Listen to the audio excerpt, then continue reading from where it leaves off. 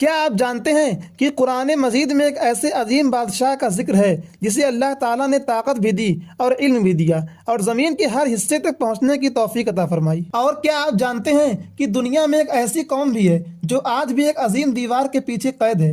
آج ہم جانیں گے حضرت ذوالقرنین اور یاجوج ماجوج کا وہ واقعہ جو نہ صرف حیران کن ہے بلکہ قیامت کی بڑی نشانیوں میں سے ایک ہے۔ حضرت ذوالقرنین کوئی عام بادشاہ نہیں تھے۔ اللہ تعالیٰ نے انہیں عظیم طاقت، وسیع حکومت اور ہر کام کو کرنے کا علم و حکمت عطا فرمایا تھا۔ وہ جہاں جاتے انصاف قائم کرتے، ظلم کو ختم کرتے اور اللہ کے دین کو پھیلاتے۔ ایک بار حضرت ذوالقرنین ایک ایسے علاقے میں پہنچے جہاں دو پہاڑوں کے درمیان ایک کمزور اور خوفزدہ قوم آباد تھی۔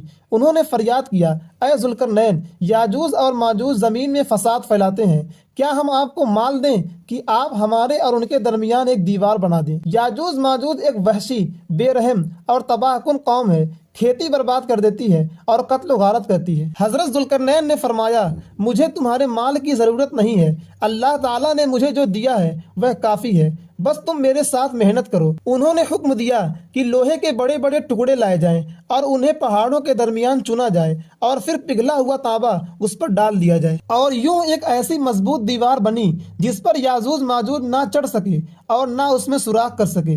حضرت ذوالقرنین نے فرمایا، یہ میرے رب کی رحمت ہے، اور جب میرا رب چاہے گا تو وہ اس دیوار کو ریزہ ریزہ کر دے گا۔ حدیث کے مطابق قیامت سے پہلے یہ دیوار ٹوٹے گی اور یاجوج ماجوج پوری دنیا میں پھیل جائیں گے اور ہر چیز کو تباہ کر دیں گے۔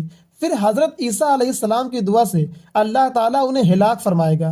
یہ واقعہ ہمیں یہ سکھاتا ہے کہ طاقت ملے تو غرور نہیں، شکر کرو، حکومت ملے تو ظلم نہیں، انصاف کرو۔ یہ واقعہ ہمیں یاد دلاتا ہے کہ قیامت برحق ہے اور اللہ تعالیٰ کا وعدہ سچا ہے۔ اگر آپ کو یہ ویڈیو پسند آئی ہو تو اسے لائک اور شیئر کریں، اور کمنٹ میں ضرور بتائیں کہ کیا آپ یاجوج ماجوج کے بارے میں مزید جاننا چاہتے ہیں۔